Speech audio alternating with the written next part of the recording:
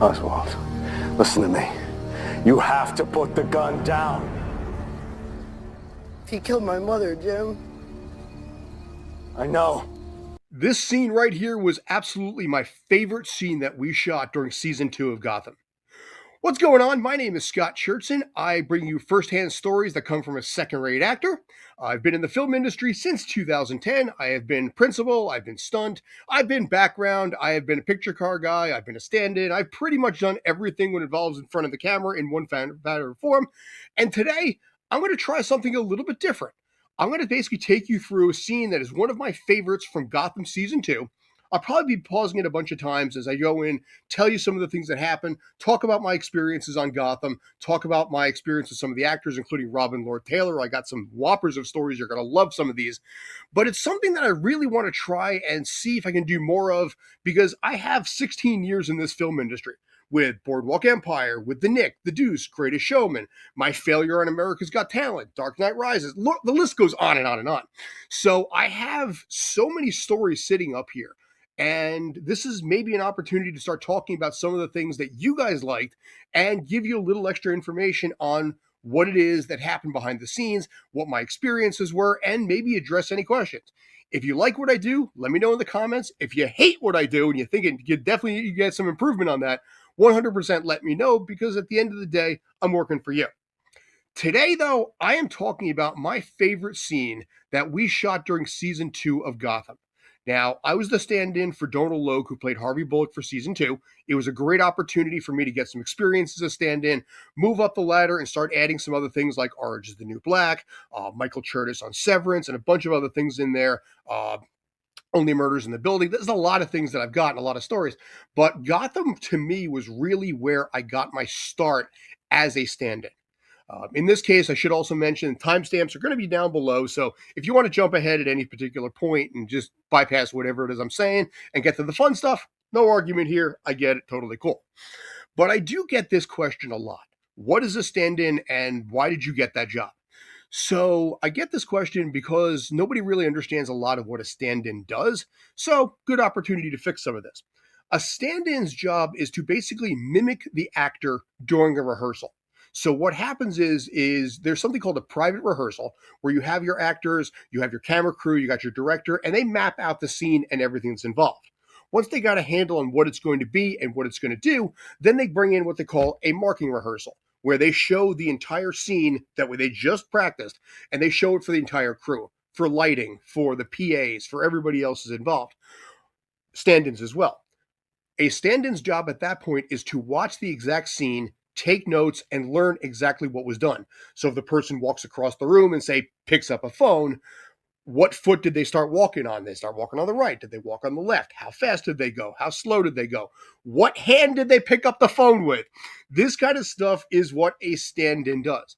Now, a lot of productions are somewhat flexible on that. Gotham was not. Gotham was very, very strict. A show like Law and Order was just like, we don't care. We've been doing this show for 27 seasons. You can do whatever you want. You're fine. I'm standing in for Ice-T. Yeah, it's fine. We don't care. All right, fine. Fuck it. So stand-in work can be, you're considered part of crew. Stand-in work can be pretty financially lucrative. You're not going to get a principal role out of it. You're not going to get opportunities necessarily to audition if you're being a regular stand-in. And with Gotham, I was standing in 3, sometimes 4 times a week. So it was never really something where I could move up the career. However, it is good income. It is great health insurance. And depending on what your goals are, honestly, it's a pretty good gig. So for me, I kind of cornered the market on being what I call the dad-bodied stand-in. So I built a little bit of my resume the year prior in a movie called The Night Before, where I stood in for Seth Rogen a few times. The movie also had like Anthony Mackie, had Joseph Gordon-Levitt, and it was good for my resume as a stand-in. And then when the opportunity opened up on Gotham, because the main stand-in had gone west to shoot a TV show called The Outsiders as principal. It was a TV show that I think lasted 2 seasons, I want to say, that had a lot of the cast from Sons of Anarchy in it. The spot opened up because I had just done some work, like I said, with Seth Rogen, Michael Curtis previously on some other stuff. It was an opportunity, and they're like, okay, he looks the part, just grow out the beard a little bit, and we'll give you the gig. It was a really tough gig, to be honest with you. I got herniated discs the first week, and it took 3 episodes for those to heal. And then right after that, I tore a rotator cuff on set. So for the first 8 weeks that we shot Gotham, which was like the first 4 episodes, I was in some kind of pain, and I was running on cyclobenzaprine. I was running on naproxen, Red Bull, cold brew to offset the fatigue and the drowsiness that comes from the two meds. But I got through it. I was very proud of the fact I got through it. I never missed a day. I was only late once, but I blame New Jersey Transit on that one because we were an hour late because of some kind of a train derailment, and the crew and the employees of New Jersey Transit were pissed at me because I was annoyed at them.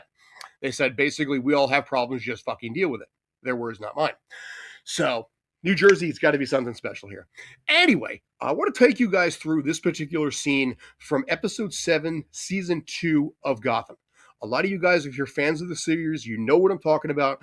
Gotham was a little bit of a show that kind of went under the radar a little bit in the whole DC mythos, despite being 5 seasons in length, 100 episodes. But it told the story of Detective Jim Gordon on his way up to eventually becoming police commissioner. It also had a very young David Mazouz playing a young Bruce Wayne who was just recently orphaned and trying to find his own place in the world. But the cast also included, as Jim Gordon, Ben McKenzie, Morena Baccarin, Donal Logue, who was known for Grounded for Life for the most part at that point that I stood in for, Sam Pertwee, who was John Pertwee's son. First conversation I ever had with him was over Doctor Who, which was really, really friggin' awesome. And a lot of other cast members in there. Michael Chiklis was in there. It was honestly a really good cast. Very tough days, very long days, a lot of overnights, a lot of, dark scenes there. As you probably imagine, comic book series are dark, so we do a lot of overnights, and we'd wrap at 7 o'clock the next morning pretty often. But this particular scene, I want to take you guys through what we shot, how long it took. It was about 3 days, maybe 4. I figured some of the pickups on that. I was only there for 3 days. We shot this scene at Sands Point, which is a place in southern Long Island, the lower tip of Long Island, just north of Queens. It's a castle that's up there. Castle's pretty often used for a lot of upscale events, shows that shows in the New York City area use this pretty often. So let me take you guys through this scene. I'll probably stop it a few times, talk about some stuff, and then at the very tail end, I'm going to tell you guys a story about Robin Lord Taylor that I don't think ever really got released. That is a teaser. I'm doing that on purpose because it's a really cool story. It still warms my heart 11 years later, and I figure at this point the statute of limitations is probably worn out, so I can probably tell the story now. Anyway, let's go. Okay, so right out of the gate, this scene I was not involved in. This was the scene where basically you have all the penguins walking in. They're getting ready for the showdown that's going to happen. This was a lot of stunt people. This show used stunt people constantly. They're prepping for this. All these guys are stunt guys right here. They're making big coin because they're making like $1,000 just to walk in the door. I got paid at the time $194 to walk in the door, which is okay for 2015 money. And you still make $400, $500 a day as a stand-in. So no complaints there. But at this point here, this jump through that they did this scene, I believe they took 4 times to do this. And this one in particular was a great shot because they had to jump through simultaneously on that. One stunt guy tripped at one point and fell down, so they had to do it again. But this shot was so immaculately well done, and I love the way that looked. You see the scenes here. Obviously, Ben McKenzie did, to his credit, a lot of his own stunts.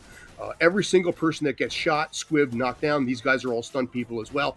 And this scene, they had a ton of stunt people. I personally, in this case, as a stand-in, I just did the rehearsal for all the stuff that you see with Donal Logue coming up in a minute.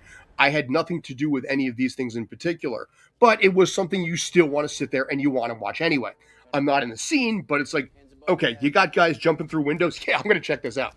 This scene here, they brought in the strike force. These guys were just designed to just be recurring characters who are all going to just be brought in just to literally die. So rest in peace, Martinez. Sorry, we hardly knew you, but you were actually pretty awesome anyway. So, never actually spoke to the actress that played Tabitha. I don't think ever, because our scenes never really crossed too often. But, as far as I could tell, she was okay. Her stand-in was awesome. It was a girl named Rashika. Rashika was there when I tore the rotator cuff in one scene. But here we are, Donal Logue. He's sitting there. He's looking over at, basically the scene itself with the gun pointed down. That was something that I always did in this case because I mimicked it from what he was doing. The hands would always come up, even with the fingers. That's how I usually did it. Because they're really, really meticulous when it comes to who they give guns to. The armorer was a guy named Sam. Sam had like over 1 million rounds of ammo fired on film sets. This dude was a veteran. absolute veteran. And that's the kind of guy you need for a scene like this, because you want a lot of gunfire, you want safety. We obviously saw what happened specifically with Alec Baldwin, Helena Hutchins. I have been down that road. I have had prop guns, that were loaded with blanks pointed at my head. It is not fucking cool. This scene right here was amazingly done. The way that the lights came through, that was not moonlight. That was actually, they brought in cranes that had lights facing down. The picture I just put here was a picture I took because one of the other stand-ins was like, dude, can you get a shot of that? I'm like, yeah. So I grabbed out my phone, my 2015 phone, whatever phone I had at that point, and took this shot. And I'm so happy that I was able to get that shot there. But this scene right here perfectly personifies Robin Lord Taylor's portrayal as Penguin. Penguin to me was his version was my favorite iteration of it. Growing up as a kid, we had Danny DeVito in Batman Returns. Prior to that, we had Burgess Meredith, obviously from the Rocky movies. In the old 1960s Adam West Batman. You can look forward to like Colin Farrell, who's a really good Penguin in his own right. I did body double one time for the Penguin for the exterior shots on HBO. I'll talk about that at some point. But that was a lot of trips over the GWB that day. But this one here, he killed my mother, Jim.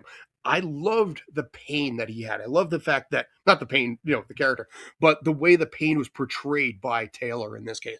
I don't know what he drew from, but it was such a well done scene there. And then you have Ben McKenzie's character being like, I know he's protecting a guy who he knows is a straight up murderer here. And I love how that was done. Please step aside. No, I can't do that. You would if you knew what kind of man you were protecting. Shoot him, detective. Oswald, listen to me. You have to put the gun down. He killed my mother, Jim. I know. That right there. I love that head nod where Galavan's like, oh shit. He actually knows that he's protecting.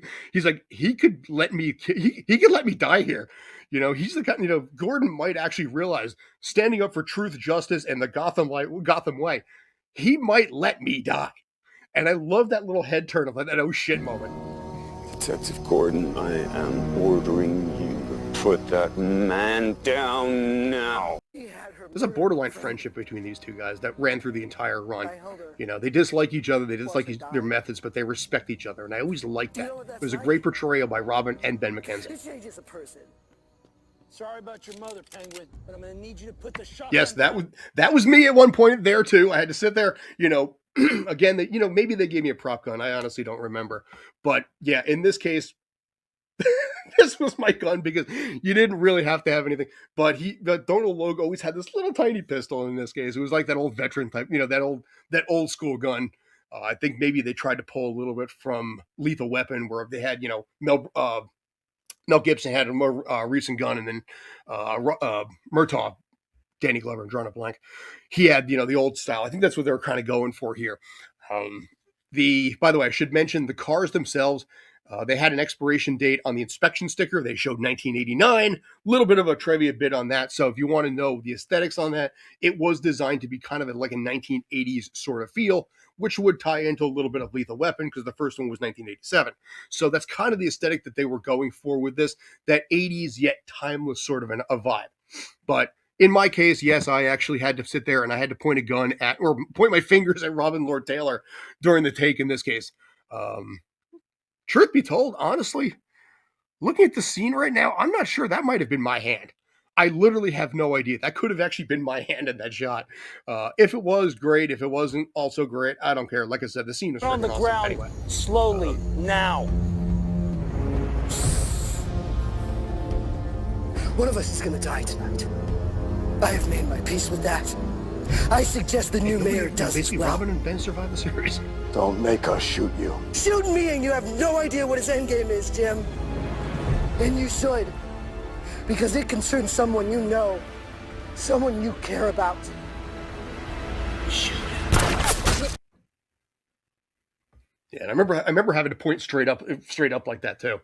I don't think they gave me a good angle to do that, but I don't think they were too overly concerned at that point.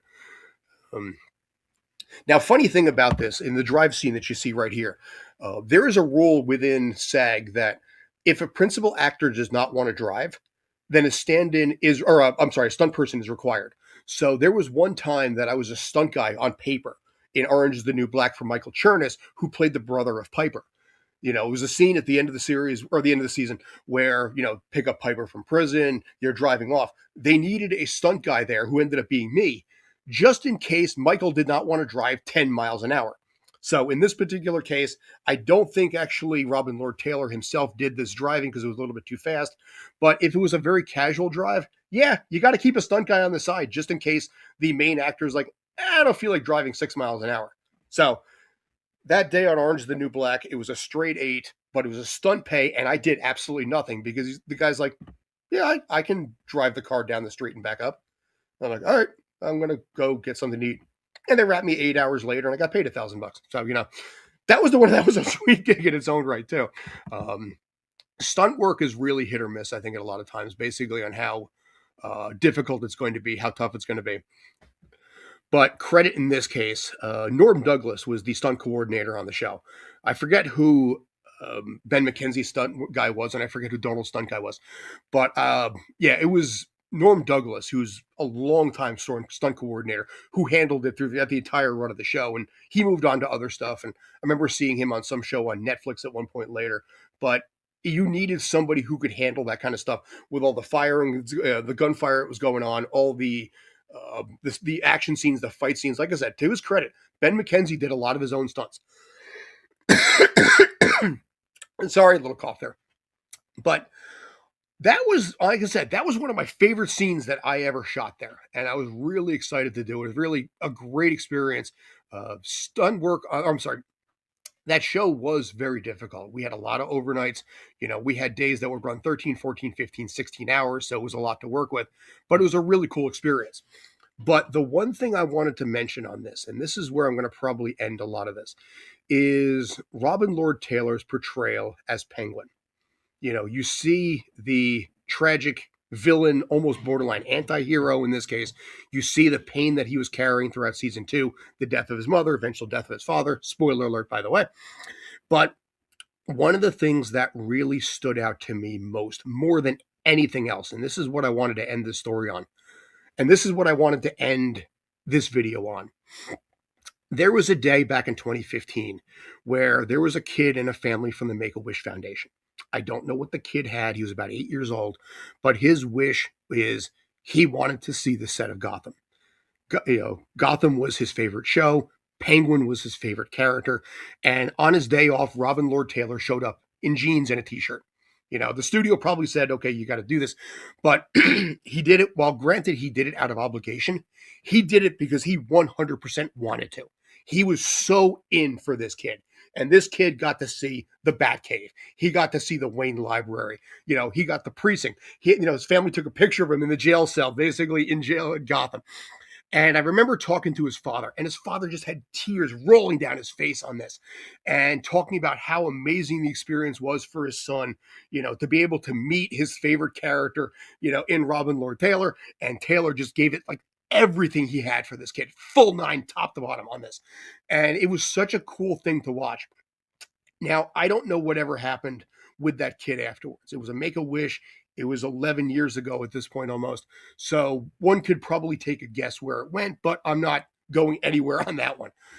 I was just really impressed and moved internally to see how kind he was, how hard he worked, how gracious he was, I think, to be there, to be part of this. Because Taylor at that point was kind of a little bit of an unknown. He had some roles in there. He had done a few episodes of Law and Order, but this was kind of his breakout. So I remember just watching him throughout that and just thinking to myself, damn, he was such a delight to be around. Every day that he was there, it didn't matter if he was going to be doing a stunt of any kind, if he was just going to be sitting there at a table just talking. He did such an amazing job. The entire cast did, but he really stood out because this was new for him. Ben McKenzie previously had the OC. Donal Logue, like I already mentioned, already had some, Grounded for Life. He had Blade previously on the Marvel side of it. Sam Pertwee, I remember, had Event Horizon previously, and he had a bunch of other stuff as well. But for Taylor, it was new. Also, in addition, the amount of time it took to get him to get the hair done, because every 2 weeks he had to get his hair dyed because he's a natural blonde. To get the shoes and and the makeup and everything was done for his character. It was so amazing to watch all of that behind the scenes as well. I remember catching up with him at the rap party, and we talked about everything and nothing. And he was, I mean, I was just a regular stand-in. I had no resume. He didn't care. He was just like, dude, let's talk. And it was like, okay, Robin Lord Taylor, let's just chill over a drink and share a few laughs. And one of the things that he did say that was kind of funny is that because he had to get the hair dyed every 2 weeks to get that jet black look, what would end up happening is the dye itself would end up on the pillowcase, on the sheets, on the couch. And his husband was like, okay, I'm not really a fan of this, but I'm happy that you kind of like really got your opportunity to take off. I'm happy for us as a family and all this kind of stuff, but I'm getting tired of having to clean the sheets or buy new sheets on a regular basis. And I remember just being like, yeah, the price you pay for fame, I guess, a little bit. But that entire experience, like I said, was really freaking awesome. I replaced a guy named Ed. Ed was filming, like I said, The Outsiders. Eventually, he came back, I think, towards the later part of season 2. So he kind of resumed the role that he had. But by that point, I pretty much like seamlessly went right into Orange is the New Black afterwards. Orange is the New Black was a little different on that one. I stood in for a character named Lee Dixon, played by Mike Houston. I'm still friends with him today. And really on that show, basically, if there was a guy that they needed as a stand-in, didn't matter if it was a day player, didn't matter who it was, like Sal was the other guy. They would just, text us out of the blue and be like, we need 3 days basically as this other character here. It's not your main. Are you cool with it? And they would just like, bam, they would just book you on the spot. And it was super easy, barely an inconvenience. And it was such an easy opportunity to make the money, that you want to make as a struggling actor, to get the health insurance, like I said, which was S tier health insurance, because it's the same health insurance they would give to Denzel Washington, they'd give to Keanu Reeves. And if it's good enough for them, it's good enough for me. My wife too, at that point. And it was a good working actor gig. I would do some other stunt work later. I would do some other principal work later. There's a show on FX with Gus Van Sant that I did one day on, which is pretty cool, alongside Treat Williams. I'll probably talk about that down the line. But stand-in work, like I said, you can make good money at it. You have to be able to see what the actor does and mimic everything involved. If you're wearing a hat and the hat's turned to the side, well, your hat better be turned to the side too, because it makes it easier for camera, lighting, and crew to get it right while the main actor is going through hair, makeup, wardrobe, and any kind of touch-ups, maybe script changes and things like that. So you are literally the actor between the takes and during the setups. And it was a cool experience. I don't do as much stand-in work as I used to anymore. I do still do picture car stuff where I'll bring a car to set. I did something not too long ago, just a couple days ago in White Plains. I'll probably talk about that a little bit later once I'm legally allowed to. This show is, I did these scenes 11 years ago. So I think statute of limitations wore off. But let me know in the comments what you guys want. Do you guys want more stories of, things like the TV shows that I was involved in? Boardwalk Empire, like I said, The Nick, The Deuce. I could talk about my first principal role on an HBO series, which, well, it was an adult scene that, sorry for the cough. It was an adult scene that we shot that ironically aired the day after I got married. So that was kind of funny in its own right. My brand new in-laws saw this scene with me and a prostitute. We'll talk about that at some point, I'm sure, too. But let me know what you guys want. Let me know what you guys, have questions on about any kind of specific actors, the good, the bad, whatever you may want. And also, for what it's worth, let me know what you want me to do with this. Do you want it to be different? Do you want it to be something, okay, change this, do this, adjust this? That's what I want to know. So I appreciate the time. Thanks as always. Like I said, my name is Scott Churchson. I am almost a Z-list celebrity.